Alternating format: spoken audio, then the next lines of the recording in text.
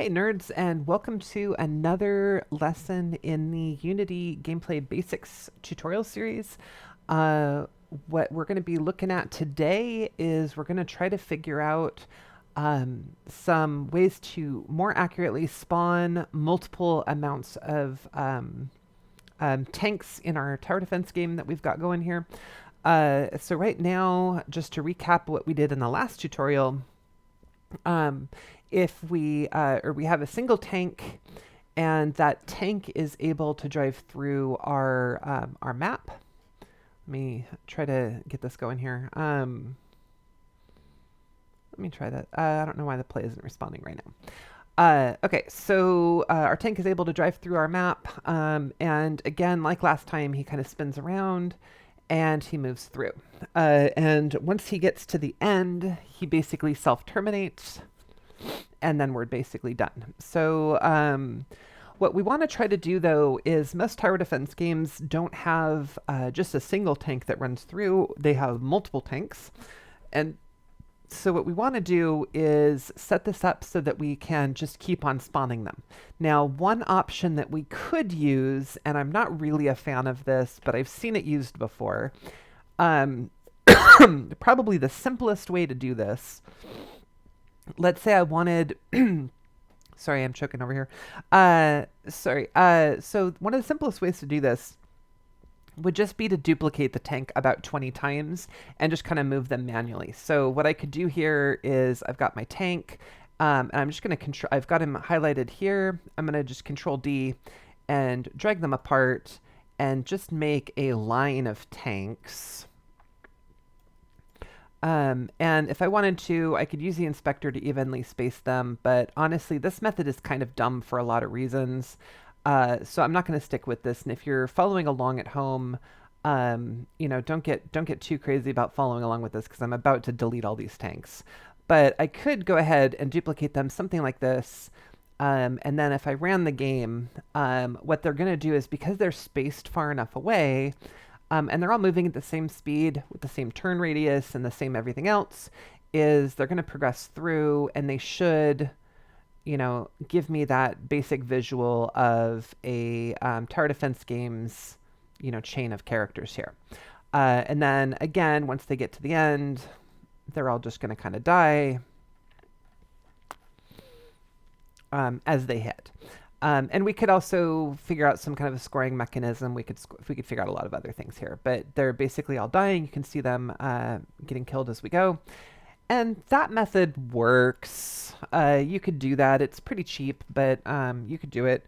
But I'm not a big fan of that. And we're going to talk about some better ways to do that. So I'm going to go ahead and delete this. Delete all these. So I still have my original tank. Be careful. Please don't delete that. If you did, Control Z really quickly so you don't lose it for good. But I still do have my original tank. What I don't have is my other ones.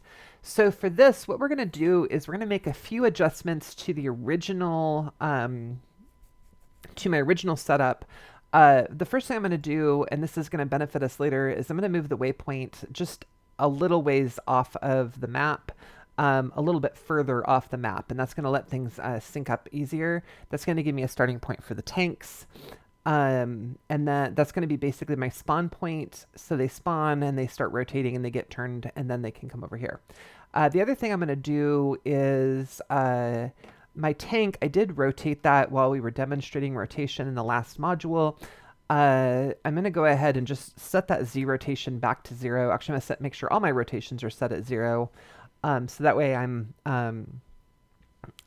just facing right to start with. That way it doesn't have this awkward turning as it's coming into my map. So those are my first two things I'm going to do. The next thing I'm going to do is I'm going to create a tank prefab. And we've done this before in a couple of other projects, but I'm going to create a new folder here, and we're just going to call that folder prefabs. Again, organization is good. And we're going to go into that prefabs folder and drag that tank in there. And now we have a prefab of a tank that is able to do some of that basic movement and do some of the things that we want it to do. And now that we have that prefab created, the next thing we're going to do is actually in our hierarchy, we're going to delete the tank because we no longer need it because we have the one in the prefab. So what we're going to do next is what we call a game controller. And this is a pretty typical object. Most games have one, sometimes in the game as a whole, sometimes on the individual level. Sometimes you even have it in different areas of a game. Like, for example, within a level, I might have 4 or 5 different game controllers, each controlling a region of the level, if that works out and makes sense and is appropriate for the game I'm working on. For something this simple, though, really just one overarching game controller makes the most sense. And the other thing I'm not really happy about right now is since I am using split screen for everything, this wouldn't work if I was changing my view, but just because this has been bugging me while I'm doing the tutorial, I'm going to move everything over to the right a little bit. And so what I'm going to do here is take my ugly paths map and all of the waypoints, and I'm just going to move them together in sync. So I'm going to hold down the shift key, I'm going to highlight everything together, and this should let me move everything relative. So hopefully when I move this over to the right, this is centered a little bit better. And when I click on an individual waypoint, those are still located where I thought they were. In fact, actually, I'm just going to do this and shift highlight. And when I look at all of them, they're still relatively where they were before, even though I moved everything off to the right. So that's telling me everything's in a good shape. But now I can better see my map, and I like that a lot better in the game view. So it being centered is better. Okay, now that I've got that down, what we're going to do next is we're going to create a game object. So I'm going to right click here and do create empty. And this is going to be my game controller. So we're going to title this object game controller. And when we talk about a controller object in development, what we usually mean is an object that is controlling other objects. So this object is controlling my gameplay. It is not typically a controller, like when you think of like an Xbox controller being the thing that I hold in my hands and push buttons on and things like that. The development terminology for that would be gamepad. Although in reality, most of your developers are still calling a gamepad a controller, because that's what we're used to calling them. But when we say controller in development, we usually are really meaning the thing that's managing our game. And the game controller's location honestly doesn't even matter because this object is never going to have anything rendering. We're not going to put any sprites on it. We're not going to put other game objects inside of it. We're not going to do anything crazy. So really, it just doesn't matter where it is. Sometimes people like to just center it because we center everything. Sometimes people like to put it like way off the map. Like I want it to be over here. But really, it doesn't matter because again, we can't see it. It doesn't have any colliders or anything, so we can't interact with it. It doesn't really matter where it's at. The one thing I typically do though, is in my hierarchy, I try to position it towards the top, if not the very top, because I want to be able to get to it quickly and adjust things and look for it and things like that.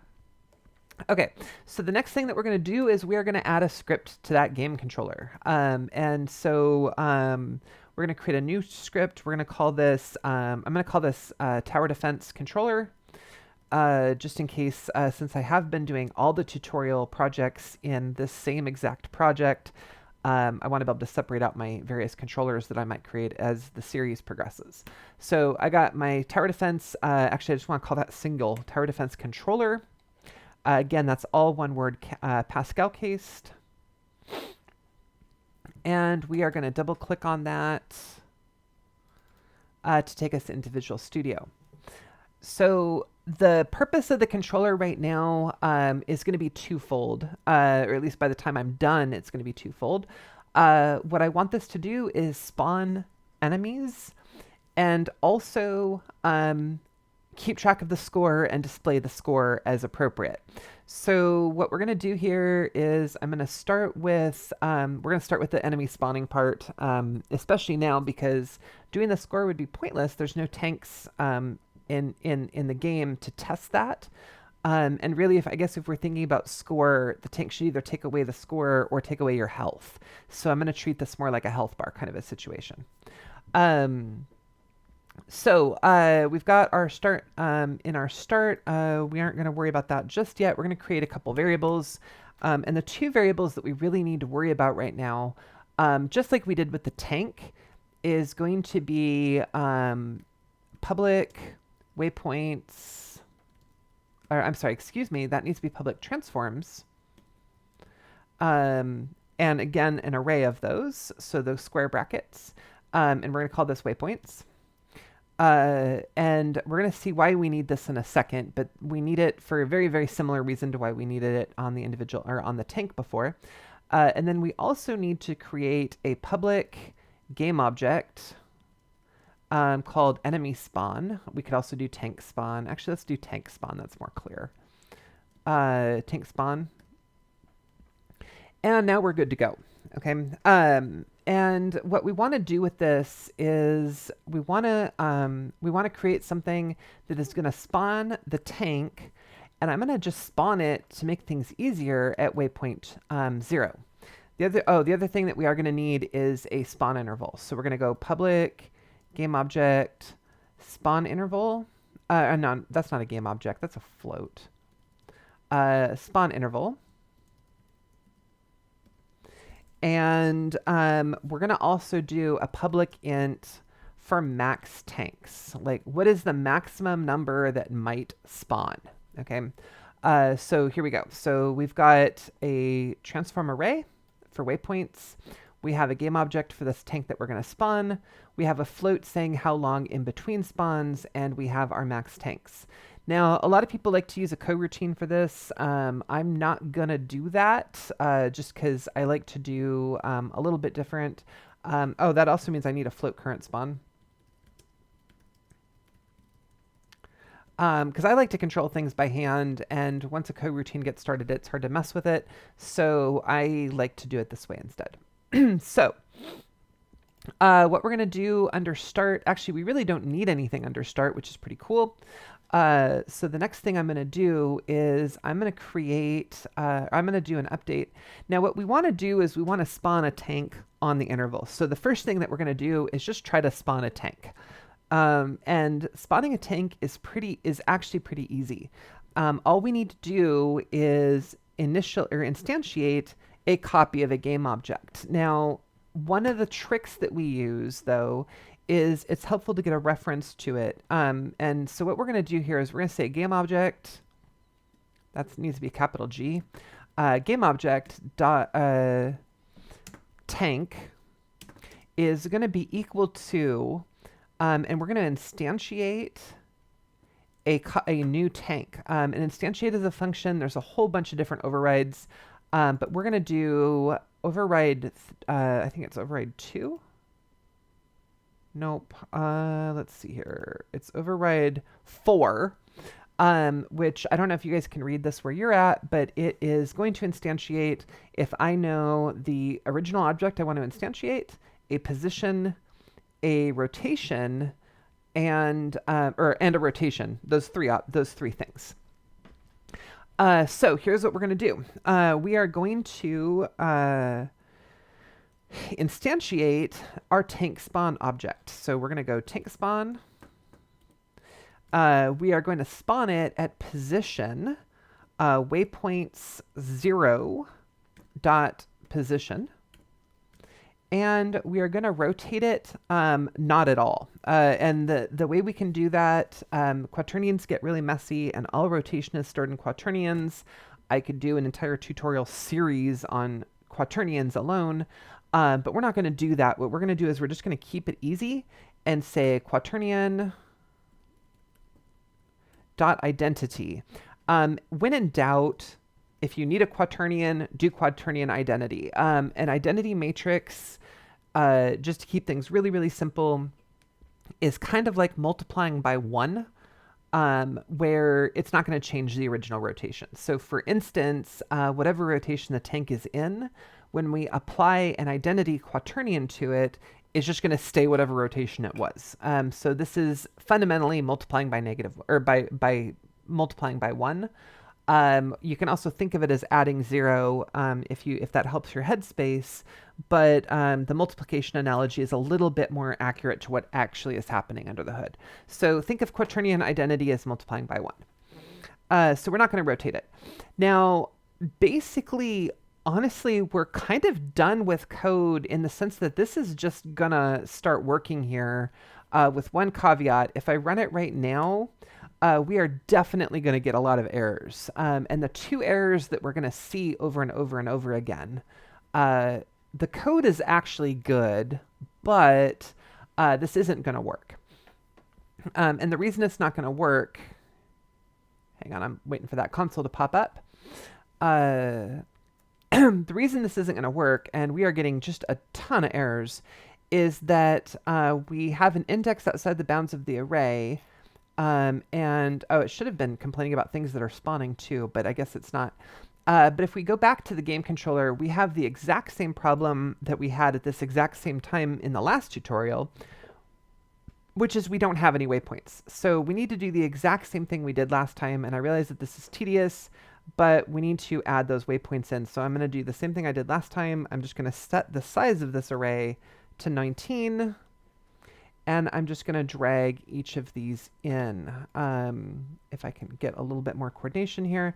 The trick to dragging things into a spot in the inspector is to just drag and never let go. Otherwise, it treats it as a click, and it will change what's in the inspector. So we're just going to keep on doing these. And this should only take another few seconds.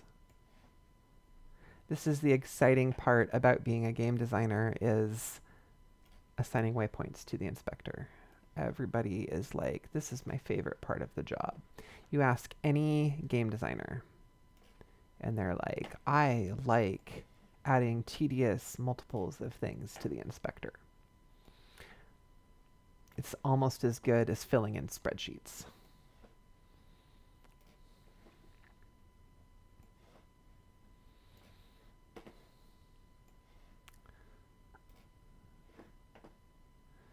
Uh, 16 and 17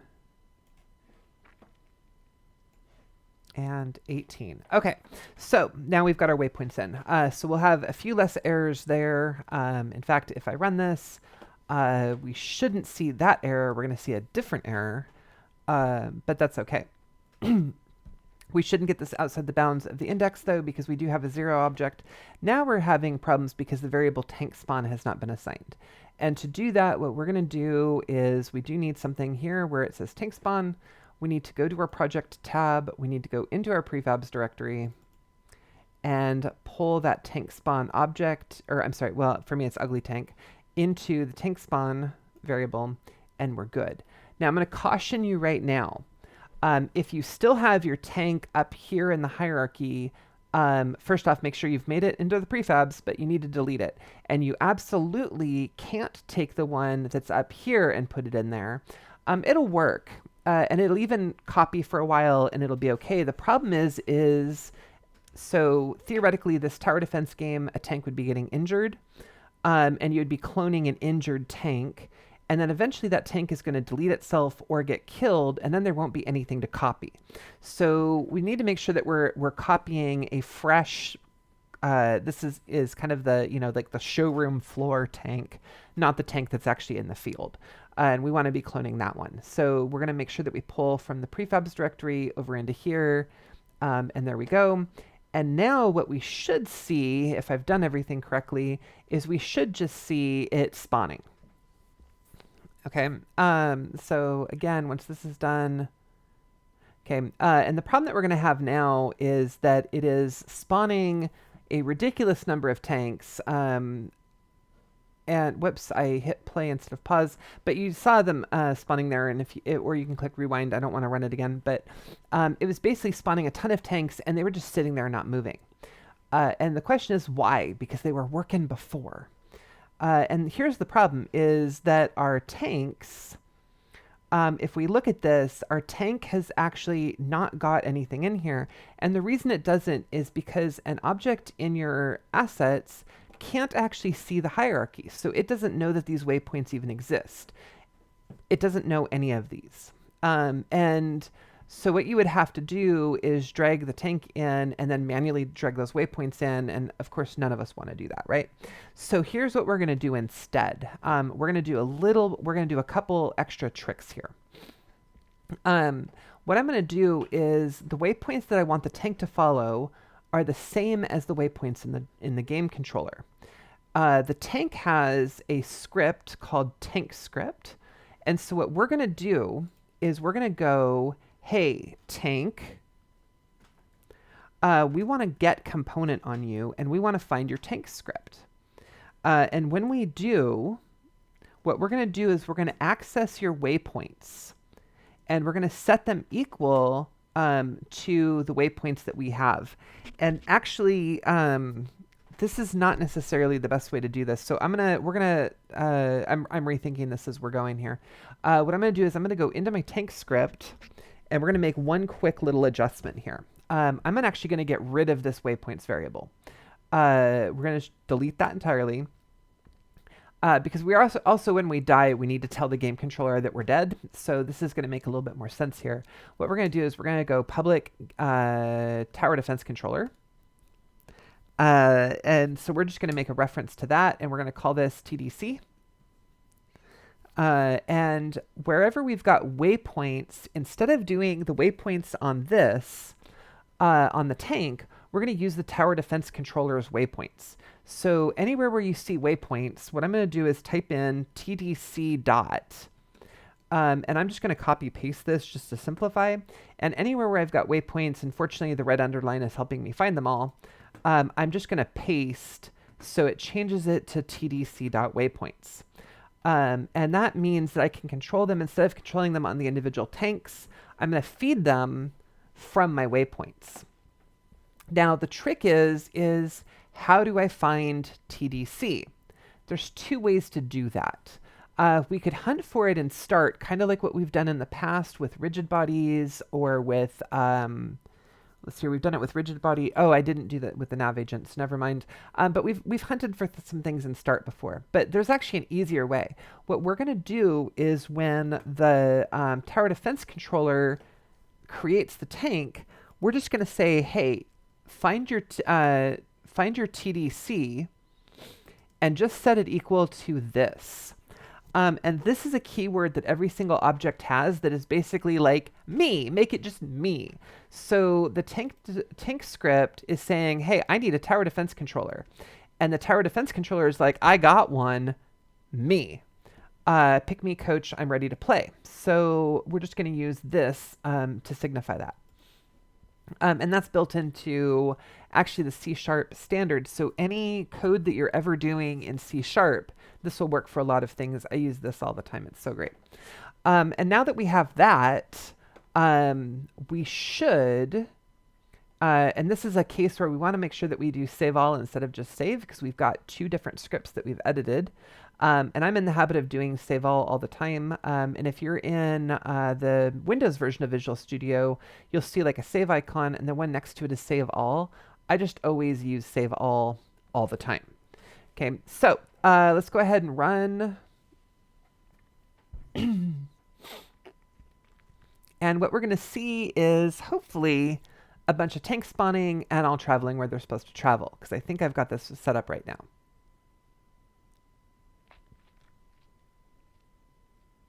I think I've done it correctly. We got one, we got two. Okay, so what we're starting to see is a bunch of tanks. Now they're spawning so fast, they are making an effort at getting to where they're going, and that's why they're kind of beelining for these couple of specific waypoints. But you are definitely seeing some chaos here, and this is a lot of fun if we want a swarm, but basically the rigid bodies are preventing it, preventing this from working. So we definitely need to space these guys out a little bit. This is pretty bad. Alternatively, actually that wouldn't work. We could change our colliders. This would actually simplify some of the problem. Is if we took this tank and changed the collider to a trigger, they would be able to overlap each other, and that would actually start solving some of the problem. That would at least keep the swarm from happening.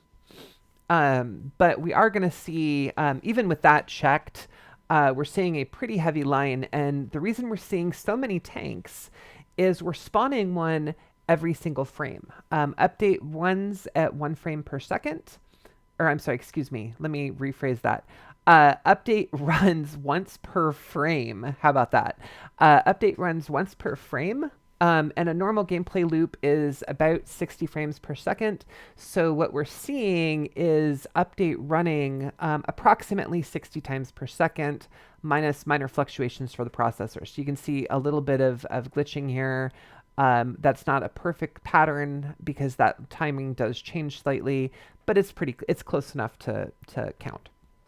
Okay, so this is a good start. But what we are seeing here is that the tanks are moving through everything correctly. And then they are getting to the endpoint and being terminated. So in a sense, this is working great because it's doing exactly what we told it to. It is instantiating. The tanks are going on the route. There is a lot to like here.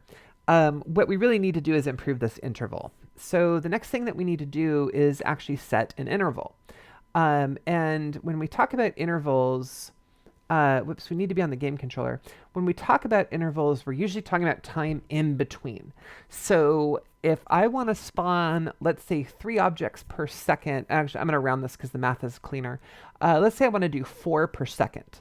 So my interval is going to be 250 because we have to think of everything in milliseconds. Okay, so there's 1,000 milliseconds to a second. I want to spawn 4 per second, so 1,000 divided by 4 is 250. So if I wait 250 milliseconds between each item, I'm going to have the correct spawn intervals. Okay, so this is good. So we want 250. Actually, wait a minute. Time.delta time. I think I need 0.250, actually. So we're going to do 0.250. I can't remember if I need 250 or 0.25 because I don't remember if it measures in seconds or if it measures in milliseconds, but we'll find out in a minute. So we set this to 250, and we aren't using this, or 0.25. We aren't using this right now, so if I hit play, there's not going to be any difference. It's just going to look the exact same.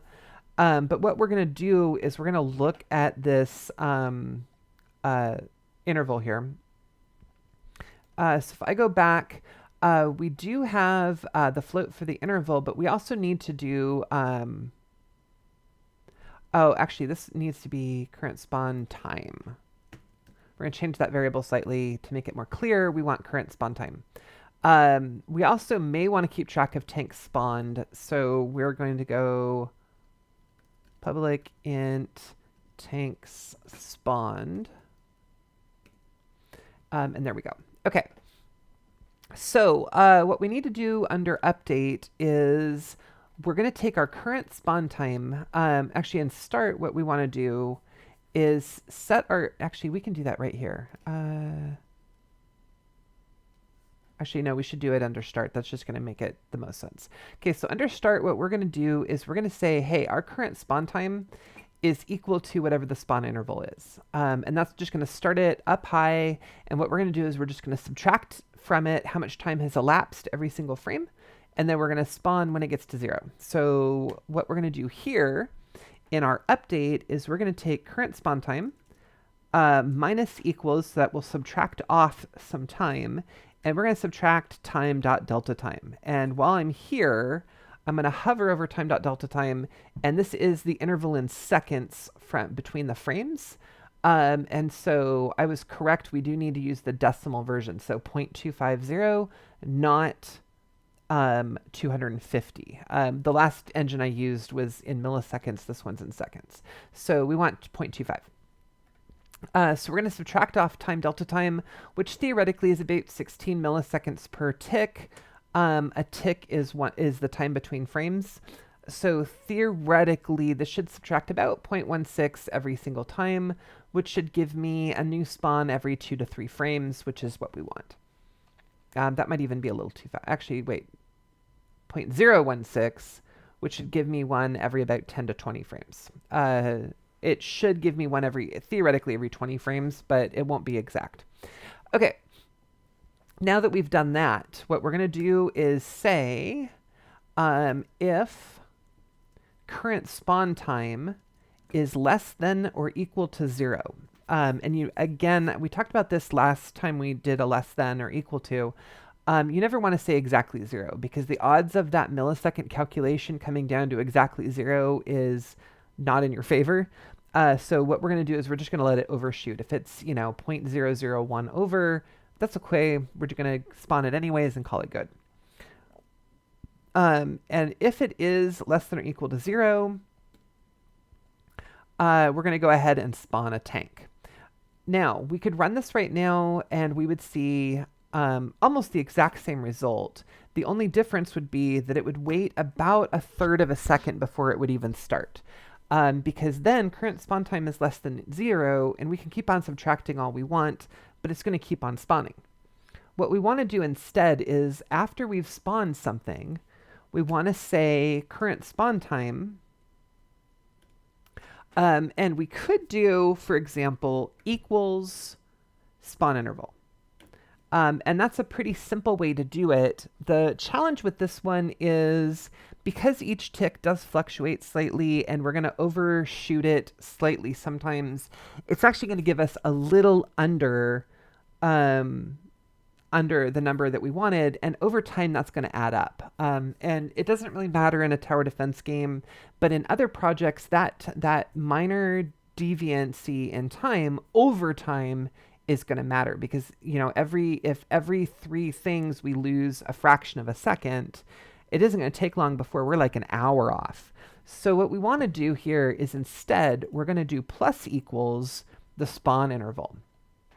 And by doing plus equals the spawn interval, what it's going to do is it's going to add 1/4 of a second to whatever's there. But if that's a negative number, it means we actually need to go a little bit less distance to hit the next one because we overshot the first one.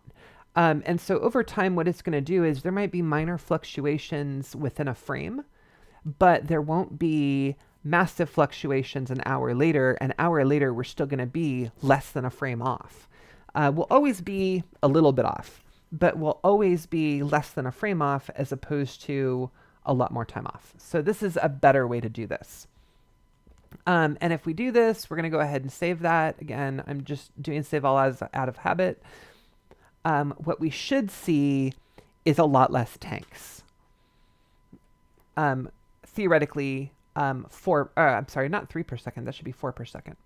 Okay, so we should see 4 tanks per second, or 1 every about 15 frames. Not that we can identify frames, but there we go. Okay, and so what we're doing, so see, we saw this little minor hiccup here where they stacked 2, but then after that, they started getting a lot more even. And I still think this might be a little too much, but this is definitely better. But you can definitely see how there's some minor fluctuations in our timing. That's pretty normal. We could even do better maybe with fixed update, but this feels pretty good. This isn't bad. Okay, so this is all doing what it's supposed to be doing. That's great. We're getting the results we're looking for here. So the next thing that we want to do is adjust this so that there is a fixed number of tanks that spawn. And that's really, really easy. We're almost done with this. What we can do now is we can also take this current spawn time and we're going to adjust this and say, hey, if the current spawn time is less than 0, less than or equal to 0, and max tanks is greater than the number of tanks that we've spawned, then we want to spawn more. And then, of course, inside of here, we just need to tell it that we spawned a few more tanks. So we're going to say tank spawned plus plus. That's going to add 1 every time we spawn one. And now if I save this, and run it right now, nothing is going to happen. And so I'm going to test that and validate it. And what we're going to see is actually we're not going to spawn any tanks now. And this can be a little scary if you see this, because the game is running and whoops, well, I guess we've still got the pinwheel of death here, but the game's running and there is no tanks being spawned. And that's a little scary because I feel like I just broke everything. But if we look at our game controller, we've actually said max tanks is 0. So of course I'm not going to spawn any tanks. What I'm going to do is I'm going to spawn 50 tanks. And after 50 tanks, I want to be done. So we're going to go ahead and run this. And now we're going to see a bunch of spawns, and you can see the number of tanks being spawned has counted up. We're in the 30s now. We're in the 40s now. We just hit 50. That number is holding steady. And our 50 tanks are winding their way through the maze and are about to exit. Bam, bam, bam, bam, bam. And we're done. Okay, so this has gotten pretty easy. That's it. They're about to leave. Okay, so the last thing I want to do, and then we're going to be done with this tutorial, is I actually want to add, I'm going to add health. And I realize that we haven't given the player a way to kill any tanks, so we are going to lose the game every single time now. But I do want to do some quick health checks and stuff to this. So what we're going to do is I'm going to create a 3D text. Let's see here. I'm going to create a... And honestly, this is one of those cases, using the 3D text is actually better than using, there isn't 2D. The better way to do this is go into UI and start adding some things there. But I'm just going to add a Text Mesh Pro. Oh wait, I'd have to add essentials and stuff. Okay, Text Mesh Pro is better if you add essentials, but there's some tutorial there. I forgot that's a little bit harder to use. I'm not going to do a tutorial on that right now. So we're just going to add a basic 3D text. And that's good enough for what we're doing right now. Okay, so I've got my 3D text. We're going to position it kind of, I kind of wanted to position it out of the way, but, and you're going to notice that it is not showing up here on the camera. And the reason it's not showing up on the camera, I do want to double check. I think it's probably just too far back. If we look at this, oh yeah, it's too far, it's too close to the camera, basically. So we're going to just kind of pull that back, and now it's snapped in. Really, if we just set that Z to 0, we should be in good shape here. Okay, so we've got Hello World there. I'm going to put myself back into 2D mode. We are going to change this a little bit, and then do a little bit of positional nudging and stuff like that, because I'm not really happy with the way this looks. And I really don't want to be over the tanks here, but we're just going to make a couple quick adjustments here. For the text, we're just going to say score, colon, no, actually health. We're going to do HP. So we're going to do HP, colon, and that's good enough for now. And then what we're going to do is just kind of do a couple quick things to adjust our font size and stuff. I haven't used the basic text tutorial in quite a while. So we're going to do a character size of, I feel like 0.1 will make this a little bit better. And then we make the font size 10. Oh, there we go. That's a lot better. Okay. We're going to make the font size about 50. It's not perfect, but it's a lot crisper. So the less you make the character size and the bigger you make the font size, it kind of just crisps it up a little bit, which is good enough for this. Again, I'm not really a big fan of the 3D text anyways. And just because we've got some room in here, I'm going to just kind of position it in this little hole here. Okay.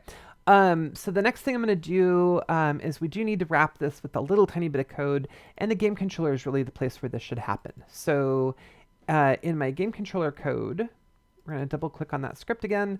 We're going to do a couple quick things. We're going to add an HP metric. So I'm going to say public int HP is going to be, I don't know, I'm going to give myself about 25 HP with the idea that I actually want the player to have to kill at least 10 of the tank, or 50% of the tanks in order to win. But of course we're going to lose every game, but that's okay. And then inside of our update, what we're going to do is we are going to update. Oh, we also need one more thing. We're going to need to do public text mesh. And we're going to call that text. Okay, so that's going to give us a link to our text mesh object that we've just created.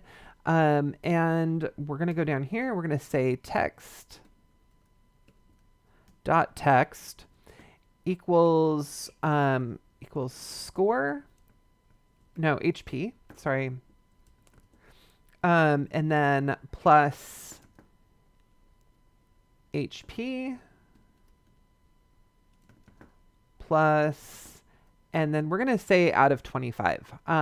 So there is definitely some better ways to do this. I would normally do this with variables. Actually, I am just going to do this with variables. We're going to go public int max HP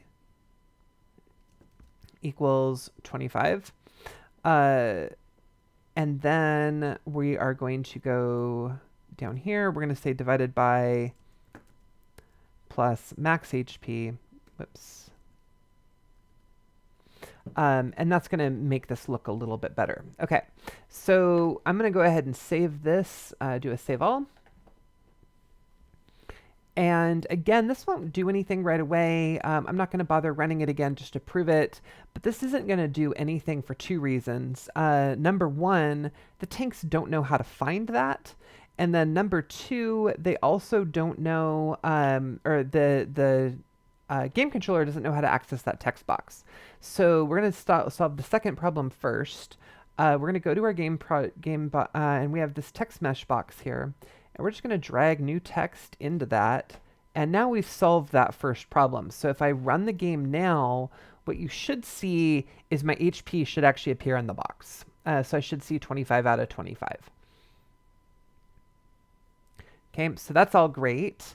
I'm not going to bother coding a lose condition because that's kind of out of scope for this tutorial, but I do actually want to know what my current HP is. So now what I'm going to have is my tanks. Every time one of them dies, before it dies, we're going to communicate. And we've already set a link up between the tower defense controller.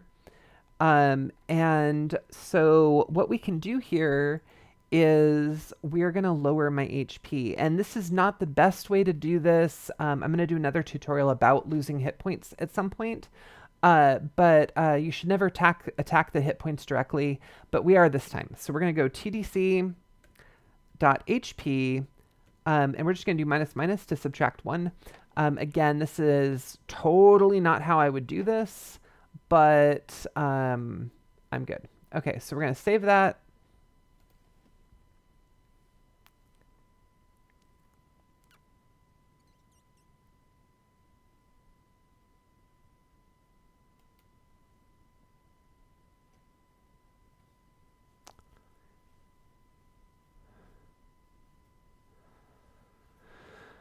And as we run it, so what we see here is we see 25 out of 25, and we're going to see that for a really long time. But hopefully what we see is that we see those hit points going down once the tanks hit the end. So we're going to just double check and make sure that that's all working, which it should be. I don't think this one's going to give us any errors. And we should just start seeing that number dropping pretty dramatically. Except it's not. So let's figure out why. I want to pause that before all the tanks are dead. I thought that was just going to work. The tank script does know where the tower defense controller is. Did I typo in the tower defense thing? Did I forget to save? Nope, I saved. Okay, so we've lowered the HP. And we are doing HP over HP max.